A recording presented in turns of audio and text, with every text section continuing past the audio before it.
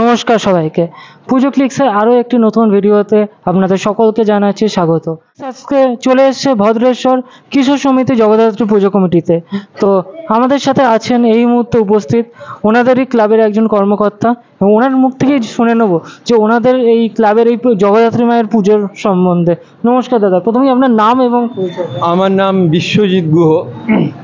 কিশোর সমিতি জগদ্ধাত্রী পুজো কমিটি এই বছর 44 বছরে পদার্পণ করতে চলেছে। অনেক ঘাত প্রতিঘাতের মধ্য দিয়ে আমাদের পুজো কমিটি বড় হয়েছে এবং এই জগদ্ধাত্রী পুজো চন্দননগর ভদ্রেশ্বর আজকে একটা আন্তর্জাতিক পর্যায়ে পৌঁছচ্ছে।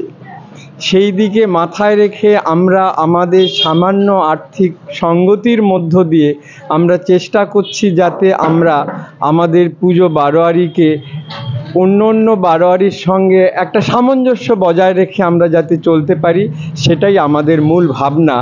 এবং এবছর আমরা চন্দননগর জগদ্ধাত্রী পুজোর যেটি প্রধান আকর্ষণ শোভাযাত্রা, যেটা একটা আন্তর্জাতিক পর্যায়ে পৌঁছচ্ছে।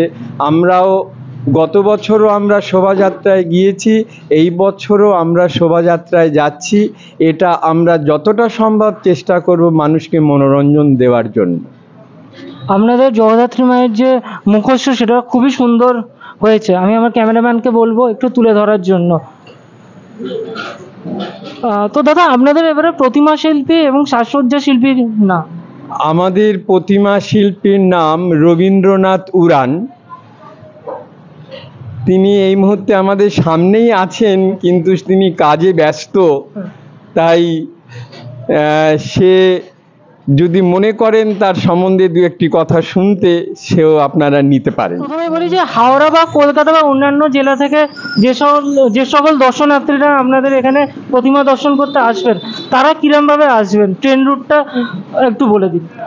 তারা হাওড়া থেকে বর্ধমান বা ব্যান্ডেলগামী লোকালে চেপে তারা ভদ্রেশ্বরে নামবে, এবং ভদ্রেশ্বরে নেবে তারা টোটো করে বা পায়ে হেঁটে তারা এইখানেতে আমাদের মন্দিরের সামনে জড়ো হবে। এবং প্রতি বৎসরও তারা এইভাবে ঠাকুর দেখে। তোমার অসংখ্য মানুষের সমাগম হয়, সেই হিসাবে ঠাকুর দেখতে। সজ্জা শিল্পীর নাম? আমাদের সাজসজ্জা শিল্পী বনগাঁপাশি নিবাসী বলরাম সাজ ভান্ডার। তো এই বলেই ভিডিওটি শেষ করছি এখানে, এবং আমাদের পুজো ক্লিক্সের চ্যানেলটিকে অবশ্যই আপনারা লাইক করবেন এবং সবার সাথে এই ভিডিওটি অবশ্যই শেয়ার করবেন। অনেক অনেক ধন্যবাদ।